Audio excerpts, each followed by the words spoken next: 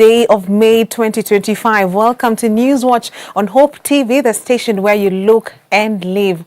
On today's segment, today's conundrum, we take a look at the reconstitution of Kenya's Independent Electoral and Boundaries Commission, IEBC, which has once again sparked a national debate, one that reveals deep divisions in trust, transparency, and the politics of appointments. Stay tuned for that. I'm Tess Njenga and our sign language interpreter is Boniface Murithi.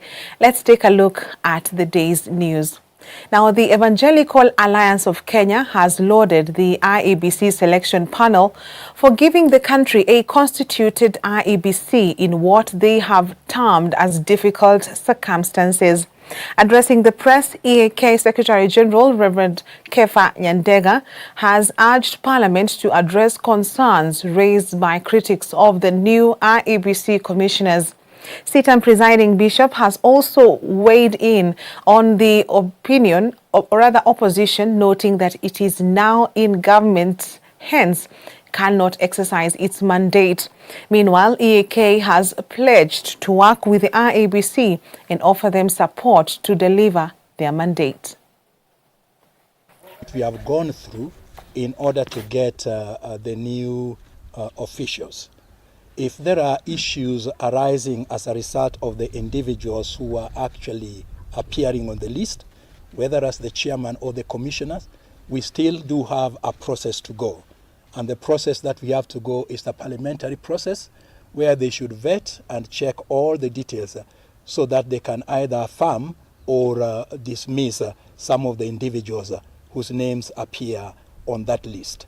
But otherwise, we do certainly commend the process, a difficult process that has been going on with court cases for quite a long while, and we are glad we have reached this stage so that we begin to prepare for our election.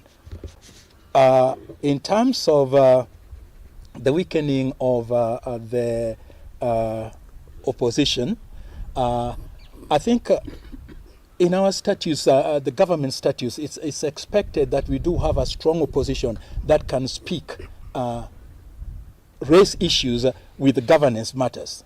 But if the opposition is part and parcel of the governance, it's very difficult for them to raise issues. Salted, as in their mind, they believe that since the ODM has moved and signed a pact with the sitting government, then they are the de facto. Basically, they remain then to be the opposition leaders. So he's wondering whether they were consulted. I think that's a valid question that we would encourage him to process and prosecute through the parliament. And there are still, our country is very robust in terms of legislative processes that support this. So, but in the spirit of moving forward, especially in view of the fact that we may not be able to postpone the next elections. Now, ODM leader Raila Odinga has called for unity within the party, urging Secretary General Edwin Sifuna to tone down his public criticism of the broad-based government. Speaking at the burial of Kasipul Member of Parliament Charles Ongondo in Oyugis, Raila acknowledged that Sifuna has the right to speak for the party, but advised him to adopt a more subtle approach. He emphasized that while differing opinions are allowed within ODM, they should not cause division among members. Sifuna has previously dismissed the broad-based government as illegitimate, claiming all key positions remain under the control of Kenya Kwanza.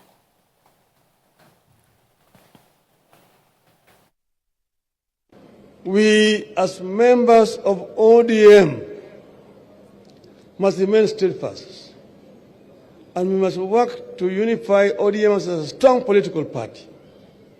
Yes, in a political party, there's always differences of opinion on some issues, but the political party itself must have a firm stand on a particular issue. And that's why people can talk, and talk this way and this way. Ultimately, there's an official position that will be articulated by the party. And the spokesman of the party is usually the Secretary General, Mr. Sifuna. When Mr. Sifuna speaks, he's speaking on behalf of the party.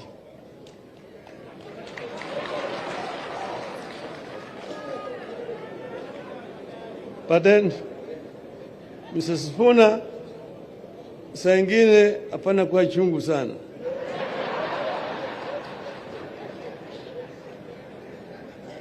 So, we have a firm stand.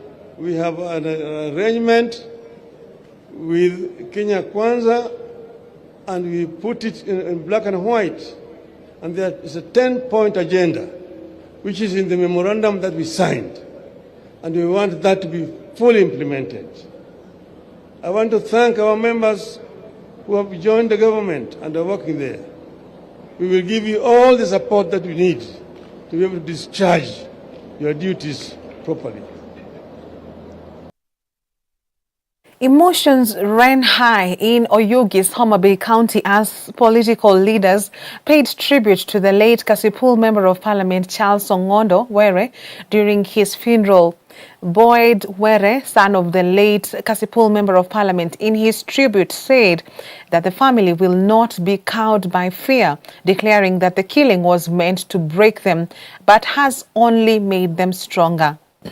ODM leader Raila Odinga described the slain legislator as a hard-working and peace-loving man, revealing that Were had confided in him about threats to his life. Raila called on the National Police Service to ensure justice is served by arresting not only the suspects but also the mastermind behind the killing.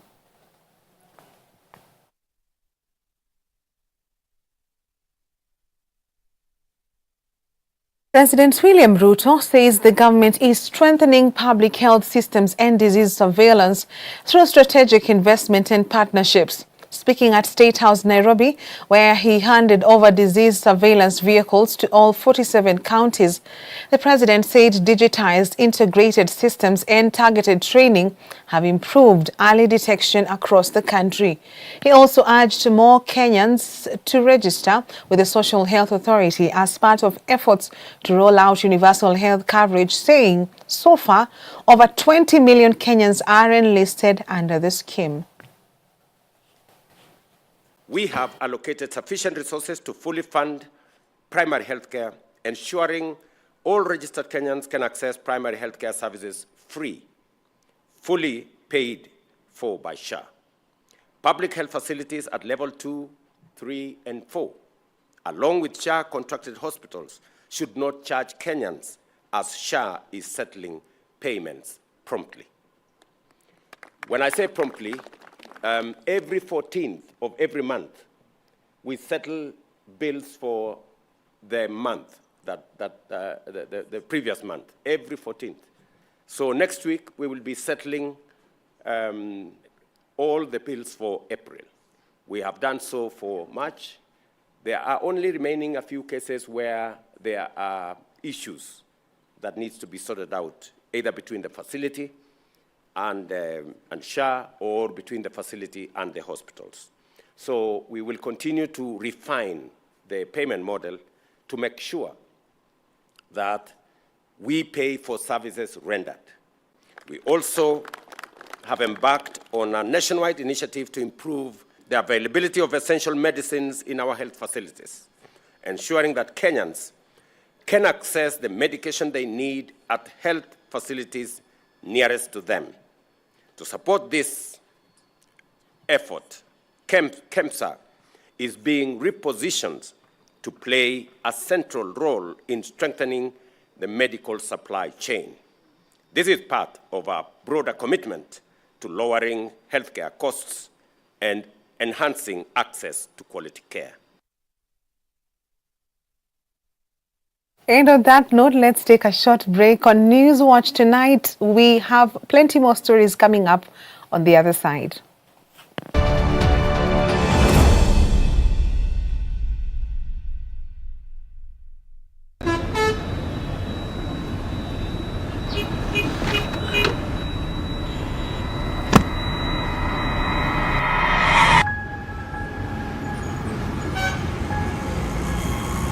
Rafiki soul is the promise of a hand that reaches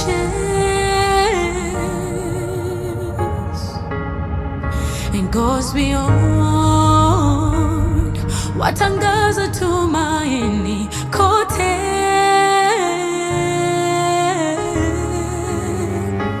I'm forever grateful, ninashukuru ukarimu, ukarimu. I'm forever grateful, ninashukuru ukarimu, ukarimu.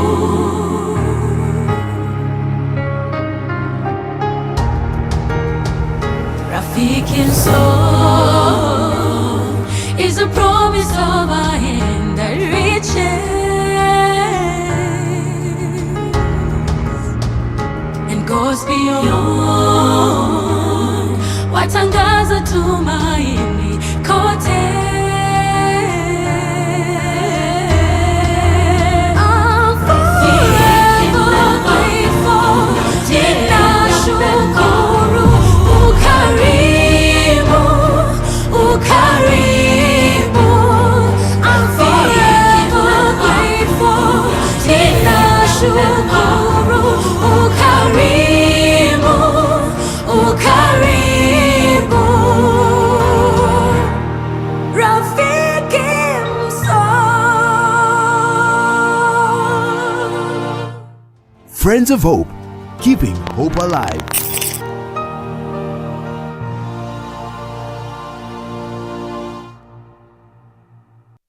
Thank you for tuning in to Hope TV, your go-to channel for hope, inspiration, education, and wholesome entertainment. At Hope TV, we are committed to knowing God and making Him known through powerful media content. We truly value you and are dedicated to serving you better. For feedback, inquiries, or complaints, reach out via WhatsApp or SMS on 0708 222 323. Email us at customerexperience@hopefm.org. Hope TV, look and live.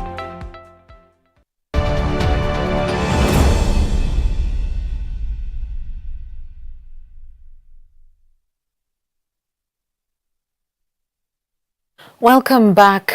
Political leaders in Marsabit County want President William Ruto's directive on issuance of identity cards implemented without delay, accusing some government officials of derailing the process, demanding vetting and associating them with neighboring Ethiopia.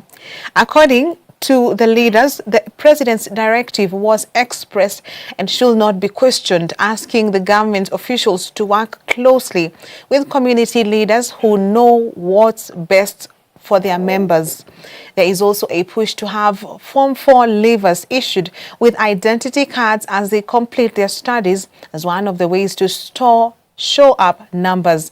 The communities around Marsabit pledging support for the broad-based government and seeking their stake in the 2027 polls. Kama rais amesema kwamba kadi ipatiwe watu, nani huyu mfanyikazi ambaye anazuia watu wasipate kadi hapa?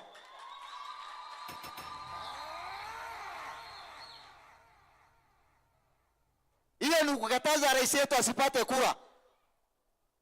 Vile tulikuwa tunahudumiwa, ukitaka kupata kadi, kuna njia nyingi ya kukataza wewe. Kwanza mtu akikuangalia akiona wewe hivi anasema wewe unakaa kama mtu wa Ethiopia. Kwani Ethiopia imeandikwa hapo juu yako?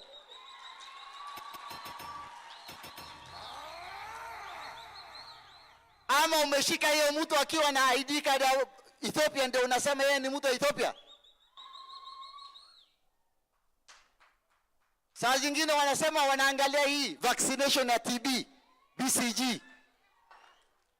Ati kama una hii, wewe sio Mkenya. Kama wewe hujapata hiyo matibabu, nani alikwambia wewe si Kenya? Is it part of identification? Sasa watu wanakatazwa hapa kwa sababu mtu hana BCG. Utawala gani bado inatufuata? Na rais amesema kwamba hakuna maneno kama hiyo. Tunaomba ID watoto wa shule wale ambao wako high school kabla hawajamaliza ID wapewe wakiwa shule, wakimaliza form 4, mtu akitoka atoke akishika ID yake. Kama watu ya Marsabit hawatapata ID card, nitahakikisha hiyo budget either niongeze ama nikate. Kwa hivyo bwana County Commissioner, DCC, ACC, even tomorrow we are going to be here and we are going to make sure watu wetu wamepata ID card.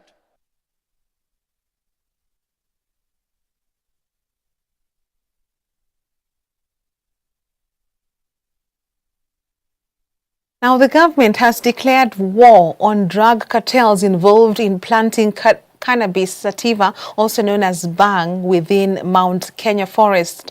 Interior Cabinet Secretary Kipchumba Murkomen has said that there has been a thriving vice of cultivation of bang deep within the government forests, typically reserved for wildlife and biodiversity conservation. Speaking in Embu Town today, that is Friday, while winding up the Jukwaa la Usalama Upper Easter edition, the Cabinet Secretary Murkomen said they are working closely with Kenya Forest Service to eradicate the vice. We have a serious problem that we have been dealing with in this region, which is affecting all the 3 counties of Tharaka Nithi, Embu and Meru, which is basically the growing of cannabis sativa in the Mount Kenya forest. This has become a matter of great concern, and we're working together with Kenya Forest Service to ensure that criminals who are using the forest to plant this dangerous plant are apprehended and dealt with. As you very well know, we keep ensuring that there is joint operations with the sister institutions, and we want to see how best we can now improve on that collaboration.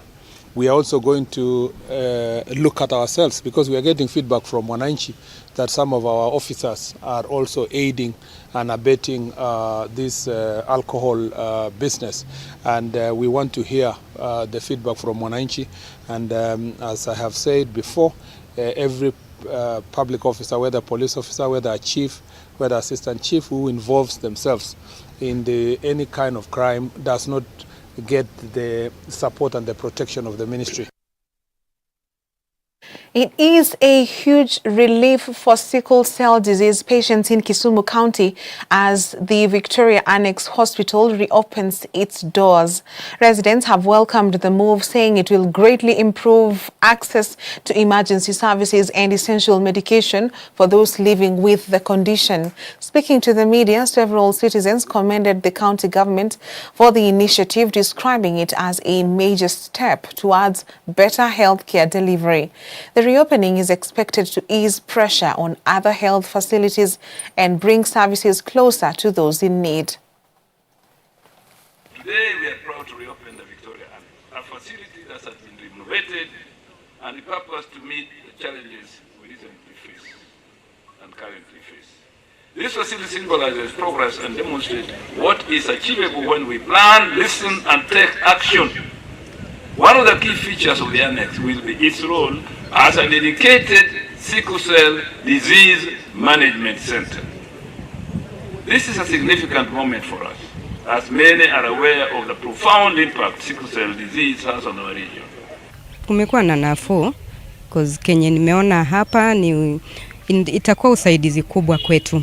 Kule JTRH, the main JTRH, pale ukiingia unapanga foleni kwa muda.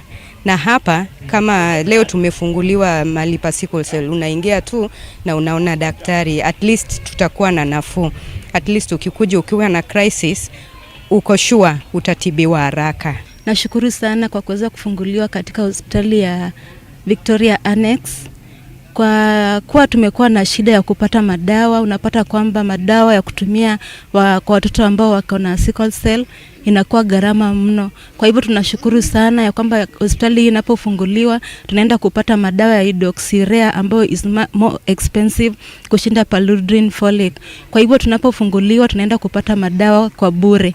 Because this is a very good facility na inasaidia kudecongest ile hospitali ingine kubwa ili sickle cell warriors wapate like personalized treatment. Sio mhudumu wako pale ndani ya kliniki anaona foleni iko na watu 1000. So sasa nimefurahia sana, sickle cell warriors watapata like hudumu ya kipekee ya kivyao. President William Ruto has called on UNESCO to address global imbalances in recognizing Africa's rich cultural heritage. Speaking at the closing of the International Conference on Cultural Heritage and Authenticity in Africa in Gigiri, Nairobi, the president urged a shift from material-focused standards to embrace Africa's community-rooted and spiritually inspired traditions. He also presided over the launch of the Nairobi Outcome Document on Heritage Authenticity, a milestone in promoting African perspectives in global heritage discourse.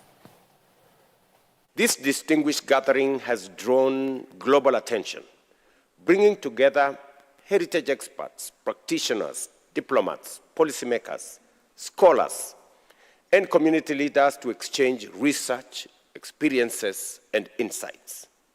I'm informed that the chair of the Kaya Council of Elders is in our midst. It has served as a dynamic platform for deep reflection in the many dimensions of heritage and authenticity and their implications for implementation and future of global normative frameworks such as the World Heritage Convention, particularly within the African context. Ladies and gentlemen, the conceptual, intellectual, and practical foundation of this conference has been shaped by key instruments of the World's Heritage Convention, including the Venice Charter in 1964, the 1976 Nairobi Recommendations on historic areas, the Nara Document on Authenticity that happened in 1994, and the Nara Plus 20 recommendations. This conference also is a successful culmination of historic meetings on the African continent that have advanced the development of African culture and natural heritage and informed the evolving interpretation of one very important thing, authenticity.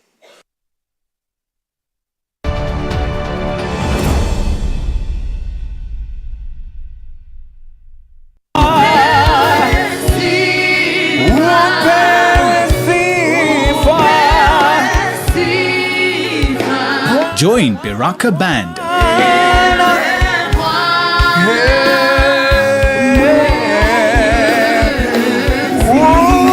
this Sunday for a moment of worship on Ultimate Worship.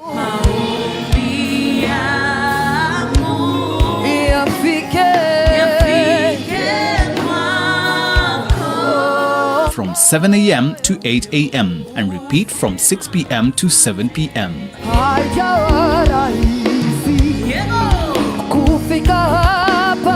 Hope TV, look and live.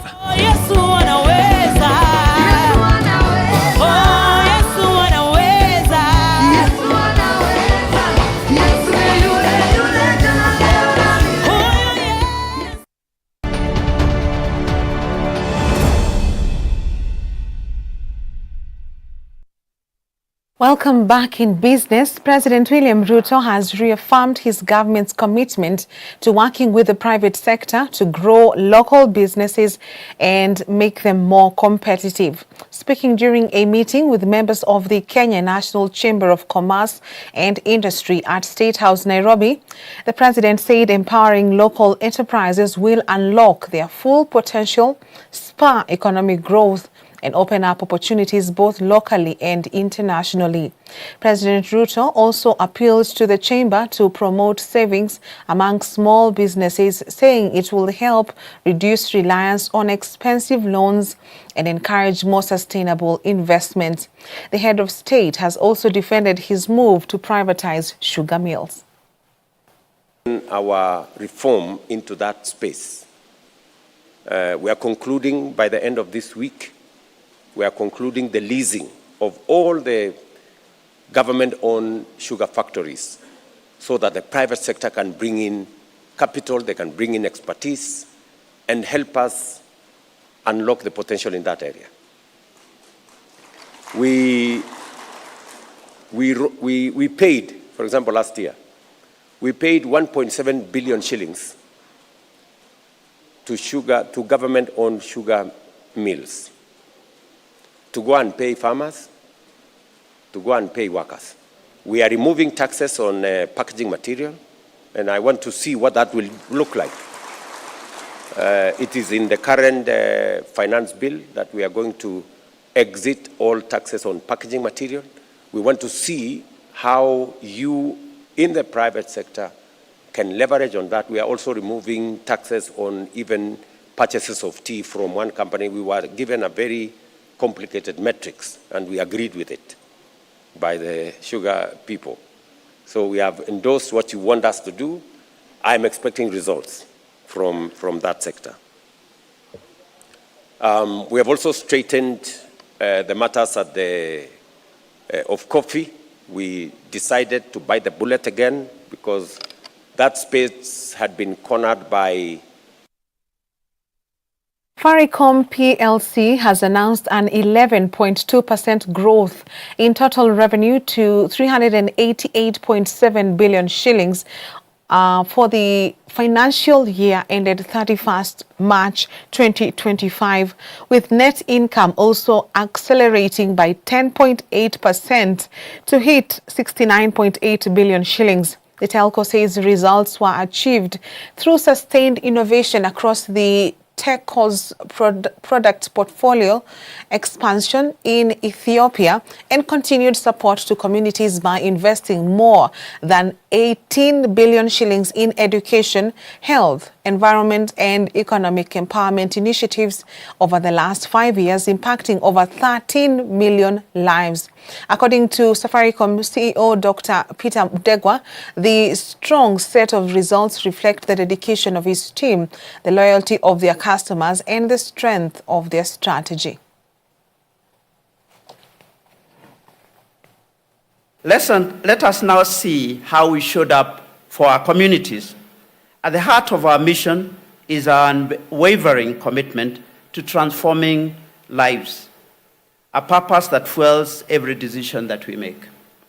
During our concluded 5-year strategic cycle, our foundations invested over 18 billion Kenya shillings, transforming more than 13 million lives through various programs in education, in health, in environment, and in economic empowerment.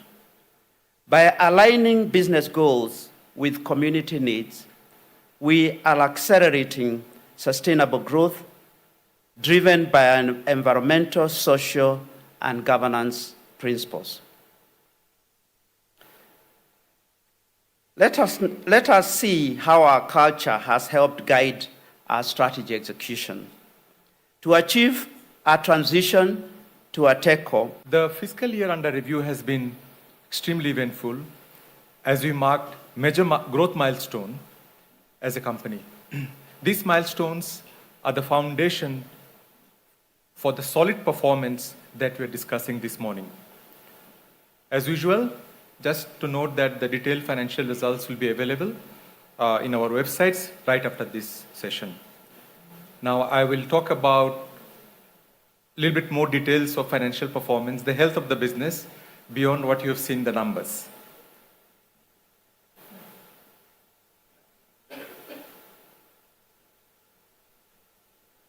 So I'll start with Kenya performance and I'll start with customers. The customer base grew significantly across all segments of our business. The overall 30-day active customers grew by 7.1% to 37.1 million, the highest year-over-year. NCBA has announced a partnership with the Strathmore Business School for a world-class program that will empower over 450 of the group's relationship managers in Kenya, Uganda, Tanzania, Rwanda, and also those stationed in their insurance arm. The training is expected to equip them with skills to deliver exceptional customer service, drive business growth, and strengthen client relationships. My name is John Geshora, and I'm the Group CEO of NCBA Group. We're here at Strathmore University, launching a joint program aimed at training our relationship managers to be better, stronger relationship managers. So today we are launching a program. It's called Training the NCBA RMDNA. And what the program is to do is that, well, one of the things we have come up with at NCBA, we want to embed is customer obsession. How do we make our customer lives easier? And we think the starting point is to have the type of really well-trained, well-equipped relationship manager who is obsessed with their customer, who knows what they need to deliver to their customer. And today we are launching this program, which is co-created between ourselves and Strathmore University. There will be faculty from Strathmore, and there will be obviously speakers from the banking industry, from our bank, from other areas that are obsessed with customer experience, but really is to have our RMs well equipped. At the end of this, there'll be an exam, and there'll be people graduating from this program. So it's really a great day for us to be launching this program.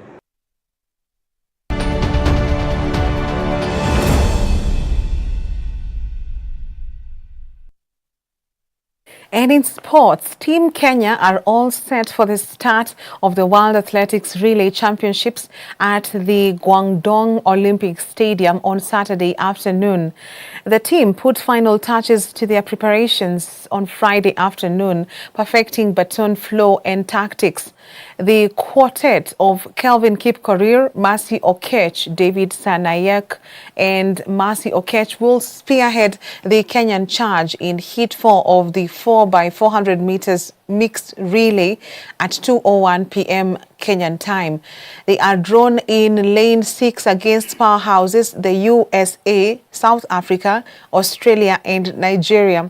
The World Relays double up as a qualifier for the 2025 World Athletics Championships in Tokyo, where the top 14 teams will earn automatic tickets, while 2 additional slots will be awarded based on world rankings.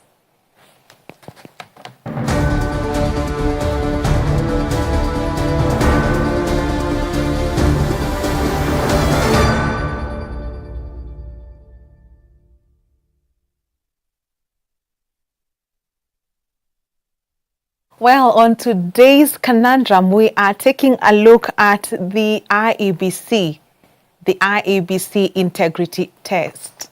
Now, Kenya has taken a critical step in reconstituting the Independent Electoral and Boundaries Commission, known as IEBC, a vital institution tasked with safeguarding the democratic process. But even as the ink dries on the official nominations, controversy continues to swirl. The nomination of some of the commissioners, including Erastus Ethekon as IEBC chairperson by President William Ruto, has raised eyebrows, not only for the high-stakes nature of the appointment, but also due to reports that some commissioners may have ties to senior government officials. While these claims remain unverified, their mere existence is an uncomfortable reminder of the blurred lines between political influence and institutional independence. For a country still healing from past electoral disputes, the IEBC must be more than legally constituted. It must be legitimate in the eyes of the public. Legality is technical. Legitimacy is earned through trust. And trust is in short supply when questions of nepotism and political patronage surface so soon after the commissioners as due to take office. The selection panel has had no easy task. The process unfolded under intense scrutiny with political and civil society actors pulling in different directions. It is against this backdrop that the Evangelical Alliance of Kenya, known as EAK, has come out in support of the newly formed commission. They have praised the panel's efforts and urged Parliament to address concerns from critics and pledged the Alliance's support for the Commission's mandate. Constructive oversight from both civil society and Parliament is essential, not to discredit the Commission but to strengthen it. Parliament, in particular, must rise above partisan lines to ensure that the IEBC operates with transparency, fairness, and accountability. It is important to acknowledge that no selection process will satisfy everyone. However, in a democratic society, perception is just as critical as process. In a significant portion of the population, if a significant portion of the population doubt the integrity of the electoral body before it even conducts its first assignment, then the process, no matter how thorough, has failed the legitimacy test. Once they take office, the burden now lies with the new commissioners to prove the doubters wrong, not through words, but through action. They must be guided by the principles of neutrality, transparency, and public interest. Only then can they begin to restore the public trust in an institution that holds the keys to Kenya's democratic future. It is clear that Kenya does not just need a constituted IEBC. It needs a credible IEBC. And that is today's conundrum.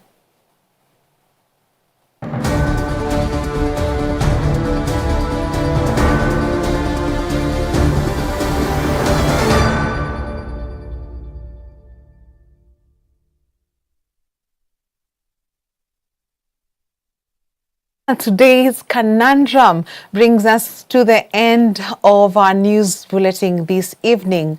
On behalf of the whole team, thank you for watching. I'm Tess Njenga, and our sign language interpreter is Boniface Murithi. Have a good night and a blessed weekend.